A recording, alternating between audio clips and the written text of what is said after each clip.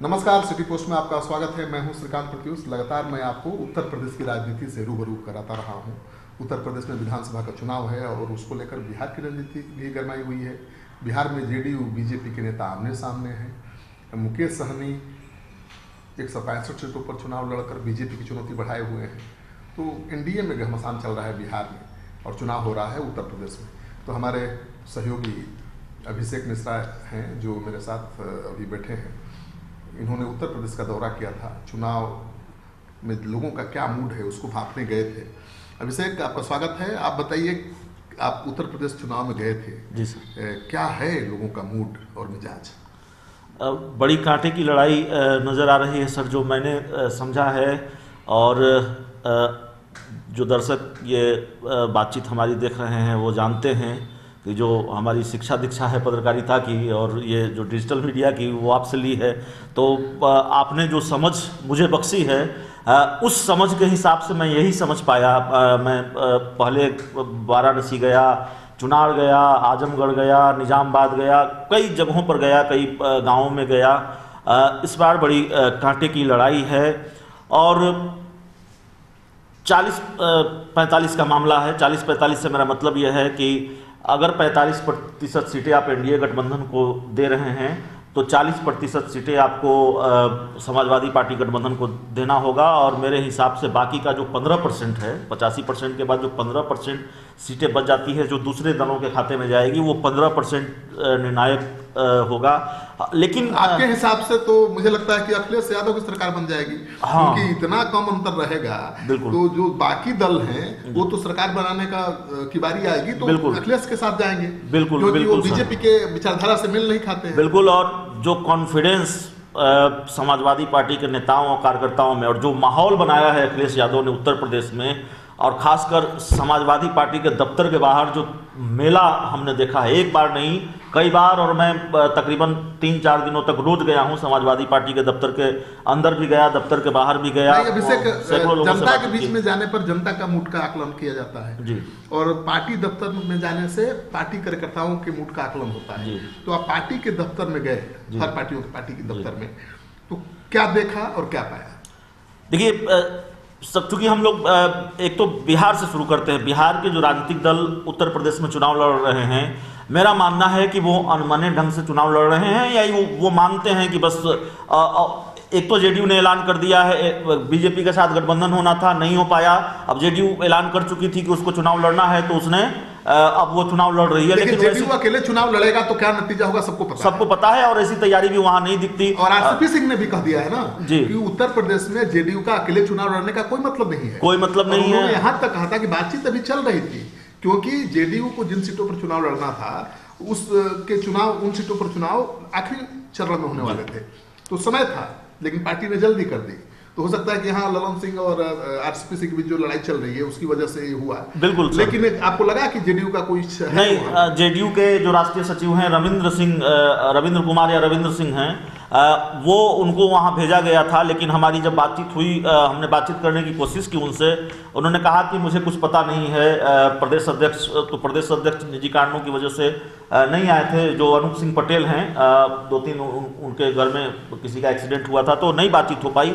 VIP party Mukesh Sahni की party, Mukesh Sahni को लेकर बीजेपी काफी चिंतित है। उत्तर प्रदेश में 165 से ज्यादा सीटों पर चुनाव लड़ रहे हैं और कहा जा रहा है कि मुकेश सहनी से बीजेपी काफी नाराज भी है। तो नाराजगी का मतलब है कि वो चुनौती बने हुए हैं। कितनी सीटों पर लड़ रहे हैं और क्या माहौल है? 165 सीटों पर मुकेश सहनी चुनाव लड़ रहे हैं। क्या माहौल है क्षेत्र में, इलाके में तो मैं नहीं गया, लेकिन मुकेश सहनी के दफ्तर जरूर गया था। दूसरे राजनीतिक दल जो बिहार में चुनाव लड़ रहे हैं, जैसे मैंने जेडीयू की बात की, उसी तरह की स्थिति मुकेश सहनी के पार्टी दफ्तर की भी है। 2-4 लोग से ज्यादा मुझे नजर नहीं आए। किस पार्टी दफ्तर के बाहर क्या तस्वीर थी उसका आपने विस्तार से बताया नहीं। पहले आप शुरू करिए बीजेपी दफ्तर से, फिर समाजवादी पार्टी के दफ्तर, फिर बाकी पार्टियों। तो बीजेपी दफ्तर से मैं शुरू करता हूं। बीजेपी दफ्तर विधानसभा के सामने ही है, सब लोग जानते हैं। जो लोग नहीं जानते उनके लिए बता दूं। और विधानसभा के सामने बीजेपी का दफ्तर है और बीजेपी दफ्तर में ठीक है, चुनाव है, खासी हलचल है, गहमागहमी तो है अगर सत्ताधारी पार्टी है भारतीय जनता पार्टी। लेकिन मैं फिर कह दूं इस डिस्क्लेमर के साथ, जो मेरी समझ है, जो मैंने देखा, मैंने समझा, जितनी गहमागहमी वहाँ भी भारतीय जनता पार्टी के दफ्तर में है इस वक्त चुनाव के वक्त, उतनी गहमागहमी आम दिनों में बिहार के भारतीय जनता पार्टी, पटना में भारतीय जनता पार्टी के दफ्तर में होती है। तो कोई खास इस लिहाज से गहमागहमी नहीं थी। हाँ, समाजवादी पार्टी के दफ्तर में गया और समाजवादी पार्टी के दफ्तर से हमने तस्वीरें भी दिखाई। हजारों गाड़ियों का काफिला, हजारों लोग, और हर वक्त हजारों लोग, हर वक्त हजारों गाड़ियों का काफिला, और पार्टी दफ्तर के अंदर हजारों लोग, पार्टी दफ्तर के अंदर सैकड़ों हजारों लोगों की लाइन, और व्यस्तता इतनी पार्टी के प्रदेश अध्यक्ष की, लंबी लाइन लगती है सर। जैसे डॉक्टरों से मिलने वाले लोगों की लाइन होती है, प्रदेश अध्यक्ष अंदर बैठे होते हैं और लंबी लाइन लगी हुई होती है। वहाँ प्रदेश अध्यक्ष जो समाजवादी पार्टी के हैं उनसे लोग मिलते हैं, टिकटों का इंतजार होता है। आपकी बात से तो यही लगता है कि वो सरकार तो अखिलेश बनाने जा रहे हैं और सर्वे में बीजेपी को बढ़त दिखाया जा रहा है। बिल्कुल, जो कॉन्फिडेंस नज़र आता है, आप तो चूंकि आपसे बात हो रही है तो आप तो बेहतर, आप नब्ज पहचानते रहे हैं तो आप बेहतर बता पाएंगे, क्योंकि मैं जानता हूं कि आप बड़ी करीब से इन चीज़ों को देख रहे हैं। मैं तो बस ये बता रहा हूं कि मैंने क्या देखा है। तो वहाँ उत्साह नज़र आया है। हमारी बात स्वामी प्रसाद मौर्य से हुई, हमारी बात ओम प्रकाश राजभर से हुई, हमारी बात केंद्रीय मंत्री कौशल किशोर से भी, हालांकि वो बीजेपी से हैं। तो अलग अलग नेताओं से बातचीत हुई, डॉक्टर प्रियंका मौर्य। अच्छा छोड़िए, नेताओं से बात हुई होगी, कार्यकर्ताओं से बात हुई होगी, लेकिन आम लोगों से भी चाय की दुकान पर आपने गपशप किया होगा। बिल्कुल, उनका क्या फीडबैक है? सच्चाई एकदम। देखिए, जो लखनऊ शहर है वहाँ आप लोगों से बात करेंगे तो आपको ज़्यादातर बीजेपी को सपोर्ट करने वाले लोग मिलेंगे, भारतीय जनता पार्टी को सपोर्ट करने वाले लोग मिलेंगे। गांव में जब हमारी बातचीत होती है, कई गांवों में गया मैं, निज़ामबाद के कई गांवों में गया, मिर्ज़ापुर के गांव में गया, चुनार में गया, वाराणसी के कुछ गांवों में गया, लम्ही गया और कई जगहों पर गया। तो वहाँ लम्ही प्रेमचंद का गाँव है, तो वहाँ अखिलेश यादव को सपोर्ट करने वाले लोग ज़्यादा मिलेंगे, समाजवादी पार्टी के गठबंधन को सपोर्ट करने वाले लोग ज़्यादा मिलेंगे। तो 50-50, 40-45 का मामला है जो मेरी समझ से है। तो आपने सुन लिया अभिषेक को, अभी घूम कर आए हैं उत्तर प्रदेश के चुनाव से, और इन्होंने कहा कि पार्टी दफ्तरों में जो तस्वीर सामने आ रही है उसके हिसाब से ज़्यादा जोश खरोश तो समाजवादी पार्टी के नेताओं कार्यकर्ताओं में दिख रहा है। बीजेपी के दफ्तर में तो लग ही नहीं रहा है कि विधानसभा चुनाव है, और जबकि वो सत्ताधारी दल है। दूसरी महत्वपूर्ण बात इन्होंने जो बताई है, मुझे लगता है कि ये कह रहे हैं कि गांव में गए, शहरों में गए, आम लोगों से बात की। शहरों में बीजेपी का दबदबा है, ये हमेशा रहा है, लेकिन शहरों के वोट से सरकार बनती बिगड़ती नहीं है। शहर के वोट मायने रखते हैं, लेकिन ज़्यादा वोट तो गाँव में होते हैं। इनका कहना है कि गाँव में अखिलेश यादव का दबदबा है।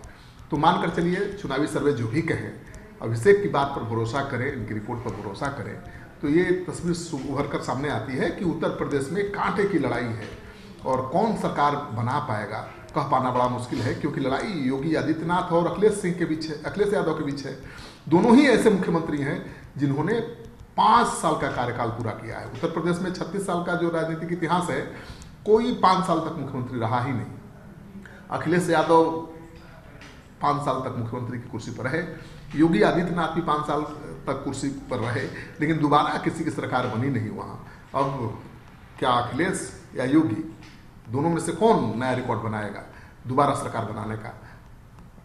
खबर के लिए इंतजार करना पड़ेगा, क्योंकि चुनाव अभी बाकी है। चुनाव के बाद काउंटिंग होगा, फिर रिजल्ट सामने आएगा। तब तक इंतजार करिए, हम भी इंतजार कर रहे हैं।